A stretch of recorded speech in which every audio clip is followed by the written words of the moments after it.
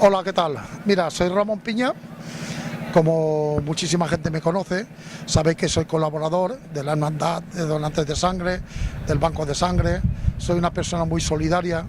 Estamos aquí hoy en la universidad con el bus, como mucha gente me conoce, siempre en festival o al campo, los sábados estamos allí al pie del cañón, siempre solidarios hasta la médula para ayudar a coger sangre, que sabemos todos que con una bolsa de sangre salvamos 3 vidas. Pues llevo 43 años dando sangre, soy cero negativo, que es uno de los más buscados. Yo empecé cuando el hospital aún no había banco de sangre, ni hermandad, ni todo esto. Y desde entonces me he concienciado, pues vamos cada 3-4 meses dando sangre y aparte de dar sangre, colaborando en coger sangre. Hoy estamos aquí en la universidad porque aparte de se ha hecho una campaña de donación de sangre, porque tenéis que concienciaros que en Mallorca necesitamos entre 180 y 200 bolsas diarias de sangre.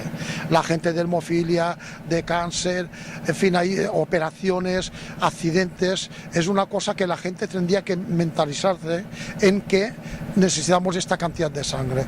¿Qué pasa? Que aquí la gente joven se está concienciando, hemos hecho esta campaña, un maratón de toda la semana, estaremos aquí en distintos edificios, pues os animo a que participéis.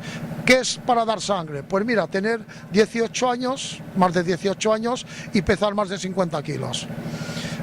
Se te hace una prueba al médico, si estás en condiciones, nunca en la vida se arriesga la salud del donante. Si no estás en condiciones por falta de hierro o alguna medicación que tomes, pues se te aplaza, o si no puedes dar más, pues no das, pero al menos intentarlo, porque es una cosa que es muy necesaria.